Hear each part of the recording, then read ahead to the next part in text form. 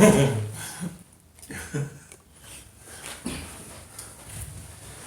give it a little time lapse. Good evening, ladies and gentlemen, and welcome to the Stephanie Stevens Show. Today, I'm in the home of Mark Henderson. Mark Henderson is he's a survivor of one of the most brutal attacks from a serial killer right here in Toronto. He survived the attack of Mr. Bruce McArthur. And today we're going to talk about the survival. The survival it took for him to just be brave enough, first of all, to tell his story. And second of all, is the mere fact that he is living that memory almost every day, but trying to stay positive and focused to just make his life better. And he's a survivor of a lot of different things that have happened in the LGBT two-spirit pronoun community. And he has decided that he wants to help educate and inspire our audience out there and other gay men and women and other non-binary people and pronouns, how they can survive through the roughest of times. So I just want to say thank you so much, Mark, for coming on my show. You know, like you said earlier, we've known each other for years. And at first, I'm going to be honest, when we first talked on it, I didn't remember you exactly. And then I started scrolling through your stuff. And I want to just say welcome to the show. You know, you're brave, first of all, for doing this.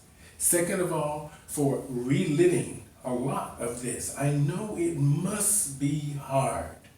Now, I don't want to really focus on the Bruce McArthur. I want to focus on your survival. What are you doing now? Well, thanks for having me on the show. Mm-hmm. I just think you're amazing. Oh, thank you. There's a lot of performers come and go, and we've seen them all. Mm-hmm. And some stay, and some have huge careers, and they drink it, or it goes up their nose, or Mm-hmm. you know, you're someone who, from the moment you got into town, you were giving money back. Because in those years, we were raising money to save our brothers and sisters that were being taken. Oh, yes. And so the fact that we're here, it's so many years later, and you're looking amazing. Your show is fantastic. You're good at what you do. Of course, I'd leap at being here with you. Thank you. You know, this world you live in is very eccentric. It's very, you know, when we first were looking at this, you caught our attention on TikTok. You actually caught the producer's attention on TikTok. So she kept messaging me about you and asking me, did I know you? And I said, no, I don't think I know him. And she says, well, I want you to look into this and let's see if we can get him on the show. So when I came into your home and I saw all of this, and I thought, like you say, your friend says, Mark, you're too much, or this is too much. But this is so fabulous. This is like if you were living with Liberace, Liberace or Little Richard. This seems, but what I like is details. Yeah. People who are eccentric live in the world of details. And from what I'm seeing, this is probably a therapeutic thing for you as well as a survivor. This helps you cope with, you know, moving forward because you're doing things that you love. If my sister was here, she would say he's never been any different. I am living the life I lead, that I've always wanted to lead. You and I both know people, we meet them, and they have a secret double life, or they open their closet and we find it, there's a leather chaps in there, or a bunch of Barbra Streisand albums they hide. I don't have a secret life I'm hiding. I'm just here living my life, and I'm more comfortable in dresses. I'm more comfortable in an abandoned ballroom as my living room. I like living out and large. Mm-hmm. When I was very young, especially the gay men at the time, they were fun. And they had dinner parties. There was a dinner party circuit. They were on the edge. And then what would happen after the dinner party, I don't even want to say. But that was part of being there. And then those guys all went fast Mm-hmm. when 1984 on, when AIDS hit. The fun ones went first. And then I felt during the 90s, as people were getting gay marriage, of course it's important, and forming families and buying homes and being in the PTA and all that stuff. I kind of thought gay men were running the risk of becoming boring. Mm-hmm. And thankfully, you and I both see what gay marriage looks like. Mm-hmm. We're redefining what that term means. And the gay marriages that I know, Mm-hmm. they have a communication that is hands down ahead above the rest. Mm-hmm. You know? Well, you know, it's funny that you say that. It's we've changed so much in such a quick amount of time, but we're not saying anything new. We've been saying these kind of things all our lives. We've been asking for equality, health care, protection, and all this stuff, and to be recognized as just normal human beings and doing everything that everybody else does. Now, what I want to ask you is this. This is really, I'm just going to say it. Go ahead. The way you live, how is it that we know that this is a world of make-believe, or it's how you feel because you're an artist and this is how you make money, from either whether you're doing stage work or you're trying to show an era that was grand and very movies, you know, the kind of things that happen in movies. What is it that you want from all of this? What is it that you're seeking? Well, my goal in life isn't happiness, because that's too conditional. If you treat me the way I want you to treat me, I'll be happy. That means my happiness is based on your actions. So I don't want that. That's not my goal. Mm-hmm. Maya Angelou says we seek peace of mind. That's a better goal. And so I seek peace of mind, and I live my life the way I feel like living it. After everything that's been said about me in the media, and not just news shows and papers, but social media and TikToks about that carry the killer's narrative. After everything that's been said about me, if I walk down the street in a crazy dress and live in a very Baroque Rococo life, people think I'm cuckoo, I think I'm Rococo, I can live with that. The words do not hurt me anymore. Well, you know, because we are right here in the center of the gay village, we're used to seeing people that are a little bit eccentric as well.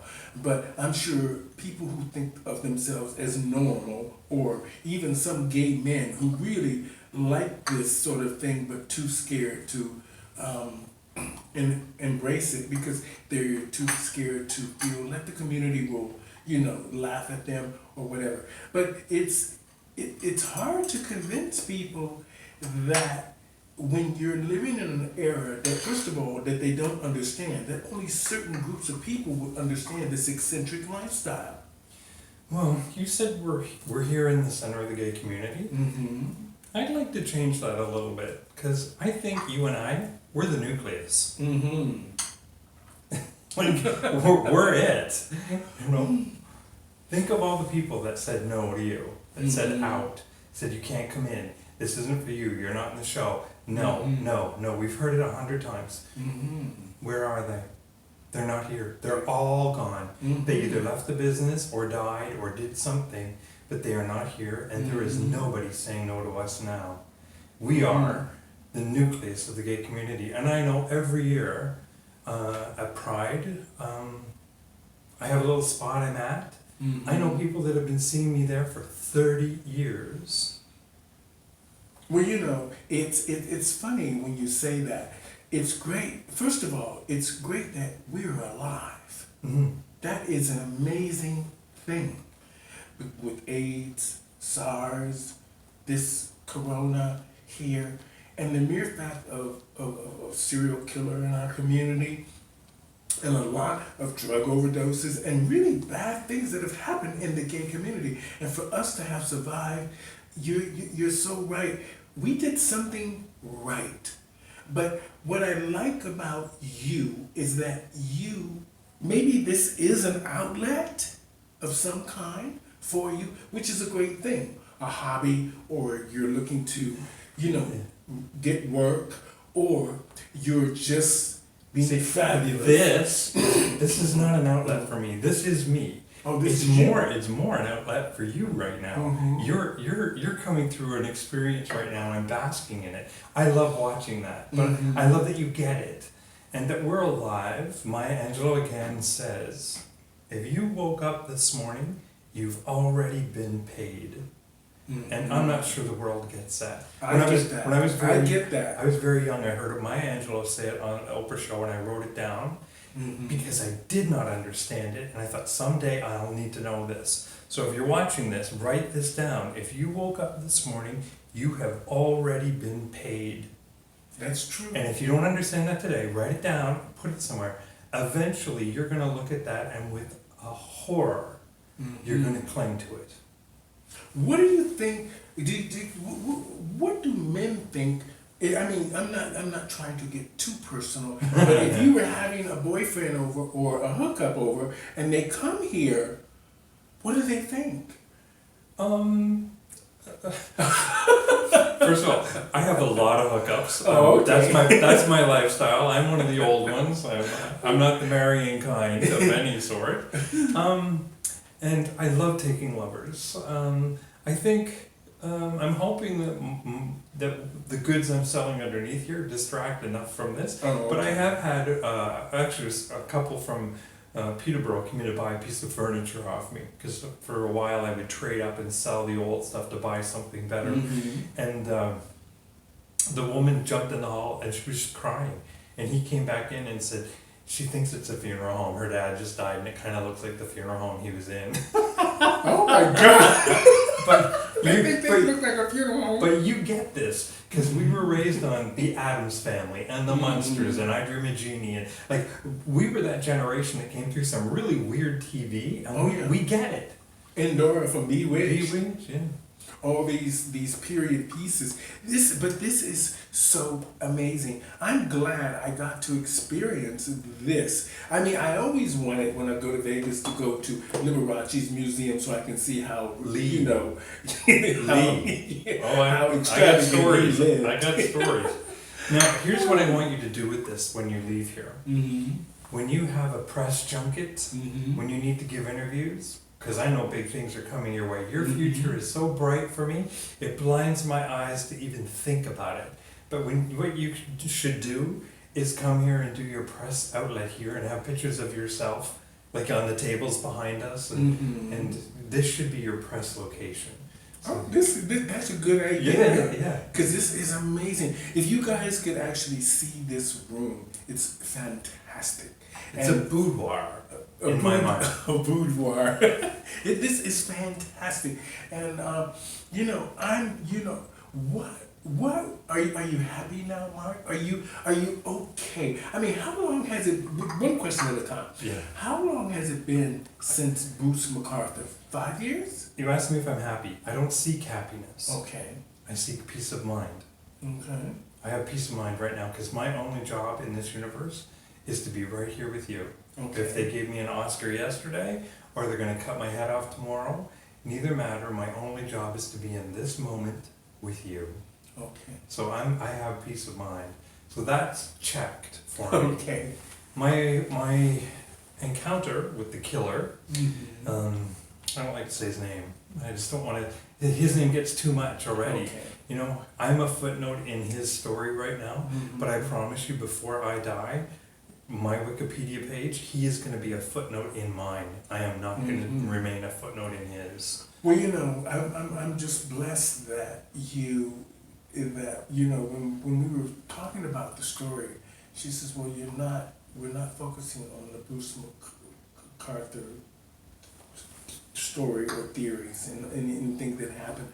We want to focus on his survival. So are you in a good place now? Well, we have to touch on the story a little bit in order for me to lay it out. But in 2001, on Halloween Day, So it's been how many years since this? 20 years this year. Since he attacked you? Yes. Okay. And my friend and I had found the Halloween on Church Street festival. It's the largest Halloween party in North America, beating Mexico, which I'm so proud of. So it's about 100,000, and it's an odd mix of the gay community, Asian community, and Middle Eastern communities. And I don't know what is in the Middle Eastern and Asian community that brings it out, but those are three cultures that meet on that night that don't meet any other time of the year in the way that they do. So I'm very proud of that. So my attack happened on Halloween day at noon. He got in front of the story by running over and pleading guilty when I fought back. And I want you to know from me to you, I fought back like a son of a bitch. He walked out of here hurt. I had a fractured skull and a broken arm, but he walked out of here hurt. That's who's in this chair. Wonderful. So, yeah. So I don't want you to relive it. I'm trying to. yeah. But I do want you to understand that I understand. Yeah, I get that. So he got in front of the story, then he got off because he was in front of the story, and then nothing happened until 18 when he then got in front of the story again, but I had a gag order because it's a trial in Canada and I couldn't come out. I was the only witness they had. And in the intervening years between 2001 and his arrest in 18, he never let up on me. Not for one day. So I would be performing. I did an awful lot of shows for Casey House. I raised $6.2 million for Casey House. And I would be on stage and I would see him in the audience. Now, let's take that with a grain of salt, because if you ask me when was the last time I saw him, I saw him 2 weeks ago on Yonge Street. But you and I both know he's in jail. So I was always running from a demon that may or may not have existed. But many times it was actually him for 17 years, and I couldn't get anyone to hear me. So within all of that, I still wanted to be this. I still wanted to be fabulous. I still wanted to be out and loud and proud and a peacock and have all the fun I could have playing out at the world. So I had to go on. Well, you know, Mark, it's rather strange. I want to just say this here because me and you will understand this, and a lot of the people in the gay community will understand it. First of all, most people who would think of you, okay, you're a stripper. You're openly admitted that you like men, and every now and then you like some company of men. And then two, this is this eccentric world that people might not understand all of this. And the mere fact that you're outspoken. So now you have 5 or 6 things that might make people think, like you said earlier, that maybe you're a little crazy or you're mentally ill in some sense. But I understand the fight. The fight, when you said that, you said it with, he's not gonna get me. Because you knew. I knew he wasn't going to get me. Katharine Hepburn says, in this battle between me and the world, I'm going to win. And that was what I'd say every day. I knew he was out there. But you also know, from being a black man and a gay man, and you know, that the first thing the system does is discredit us. And that's where I'm really angry, that I was dismissed. I was sexualized. And in 2018, when all of the men came up missing and dead in the media, they were sexualized over and over and over and over again, not looking at the other similarities that they had, but the media just took the most salacious ones. And in every story had to say they had ties to the gay community. I was walking down the street on Halloween. If that's ties to the gay community, that was purely location. So I think when you have something to say, and I won't let you say it because I'm judging you by your skin color, your religion, your sexuality, or something about you that's of who you are, there's a pain inside of you when you can't get it out and they won't let you. And I think when George Floyd was killed and we saw America erupt, some part of me was thinking, finally, finally, these people, you know, are... Well, you know, the good thing about all of this, You said it earlier when I was getting ready that this pandemic leveled the playing field. It changed the whole dynamics of this game. So a lot of these people who did these really bad things for a very long time, with acting like they had good intentions, are now getting their just desserts, in a sense. Yeah. I say a lot of stuff, so if I said that, I probably did. Like I'm busted. But all I can tell you for me is, after the killer's arrest, casting in Toronto, film and television, it was over. It's absolutely over. I think with my experience in raising money for Casey House, and Princess Di came to visit me at work, and I think I should have been a judge on RuPaul's Drag Race. I'm perfect, but you are perfect for that. But they picked some guy that, who the hell was that other judge? I'm like, he's not even from our community. And anyways, Well, you know, sometimes people go with the easiest things. Yeah. They go with the easiest things. They don't see the whole outlook of the show. That's why Canada's Drag Race is struggling right now to even try to produce any real sort of worthwhile episodes, is because they don't have the right people on the judges panel, none of them, and they don't have the right people in the show. Yeah, casting, like I wanted to be on Big Brother Canada, but they won't touch me either. No one's gonna touch me. So what it did for me when COVID came along was suddenly every actor was shelved. So I was in good company. I was shelved because of somebody else killed a bunch of people. That's a rotten reason to shelve me. And I think casting in Toronto should be ashamed of themselves. They're wrong. I'm a talented actor. But they don't want me. That's fine. So where do I go next? First thing I did was open an OnlyFans. And you know what? I banked it. As a working actor from 2018 to now, I made a total of $400. So I took the only open door, and the media had sexualized me beyond anything. So I just opened that door and went in. Well, you know, sometimes it's good to be just straight out open and honest. I love being honest. I love being honest. Because sometimes they just need that. That way, they can't go any further. They can't go any left or right, because you said it already. Yeah. So they can't. It has no weight to it. I have talent in that I'm a survivor. I bounce. I always say Joan Rivers lives on this shoulder and Jane Mansfield lives on this shoulder, and both of them said bounce. It's if that's what's gonna sell the tickets, sexualize yourself then. You don't say no in an improv. Go.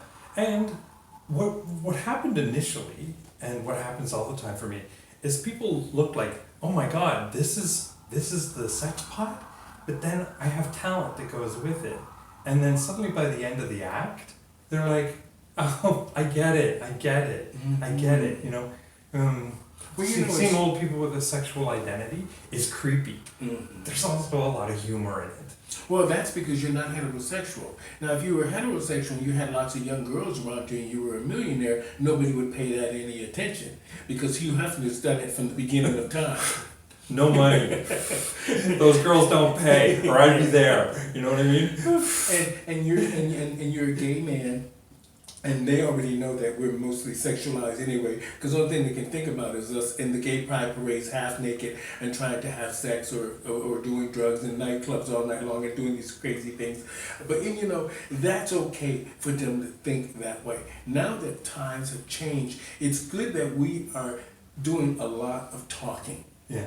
People are gonna think what they're gonna think, though, right? One time I was, years ago, before Freddie Mercury died, I had spent a summer with him in upstate New York. And Abby Hoffman was across the lake, and Lauren Hutton was at the cottage beside us. And I'm not allowed to say things about her doing all the drugs, but if I could say that. Anyways, a book was written about Freddie Mercury, in which I was quoted, and there's a shot of me, and I'm naked on a dock, and the quote in the book was as if I said it just that day. And so I realized people would read this book and think, oh my God, they think I said that, and I'm not that person, and I wanted to suck it back in or take it back. And it was too late, and I called somebody, and they said to me, if somebody writes a book, it's between them, their computer, and their God. And if I read a book in Oshawa or Oakville, it's between them, their armchair, and their God. And she said, if you want to put yourself in every living room of every person reading that book, you can do it, but you'll go crazy. Or you can realize it's not about you. You're not in it. And I would say, but it's my picture, it's my words. And she said, you're not in that. That book has legs of its own, and a producer and a manager, and it's on a road trip. Has nothing to do with me. And I was putting myself in it. So I really realized that, especially during COVID, that if we want to put ourselves out here, which a lot of our world is about, especially social media, what do they think of me? How many likes do I have? How popular am I? When I couldn't go out, I was forced to go up. I'm not a religious person, but I think that the next phase for mankind is we're looking up, looking down at our feet. There's no money in that. So I just... Well, I want to say this. I am very happy that you are in a better place now. Like you said, we're both the survivors of many different things. Can I just say, when I was attacked, I was in a bad place for a couple of weeks. What really got bad was that I never got to tell anybody. So I just had to go on. The thing for me has always been that I knew what was going on. And I had to go on to a better place within 2 or 3 years. I mean, it took me a long time to recover, but I had to go on. And so when he was rearrested, it got bad again, but I'd already done that. I've already climbed that mountain. So this time he's away and safe. But I've always been okay because I had to go and be okay. Okay. I want to ask this because I just think that it's really important for people to understand what you went through. What did it feel like when he first hit you? What did it feel like? What did you think was going on? The details, let's not go too far into it, because it'll... No, okay. If you want to, we will, but I don't want to. I just want to know. 9/11 had just happened. Okay. So the buildings had just killed a lot of people. And when he hit me, I thought he tripped. And I turned at some point, I can't remember how many hits, because I broke some fingers in my arm. So there were defense wounds. So more than something happened. But when I looked back at him, I was horrified by the look on his face. And I realized in a flash, oh, he's trying to kill me. And I was shocked. My initial response was, is he okay? He was behind me. But when you were coming over today, I was anxious. Just a normal anxiety. When he was standing behind me in that hallway over at the building that had happened, I wasn't anxious. There was someone behind me who was unsheathing a pipe he'd concealed. And I didn't sense it, I didn't fear it, I had nothing. And to me, that's why he was a good killer. If you stood behind me in this room and were doing something secretive behind me, I guarantee you I would know. But in his case, he had an ability to cloak it, and I can't explain it. Well, I am just glad that you were here. I'm glad you're here to tell your story many times as you want. I'm glad that you live in this world that takes you away from a lot of the hurt. I'll tell you one thing that really bugs me. They keep saying the timeline is from 2010 on. I was opening police files on him as a stalker in the summer before he attacked me. So the summer of 2001. And they wouldn't. I was ridiculed. So I've been on this case for 20 years without a day off. When they talk about experts and all this stuff, there's only one person who's been on duty 24 hours a day and with this case, and that's me. And 2007 I became a police officer in the auxiliary division. And that was a huge thing in the community. That was a ripple through the community again.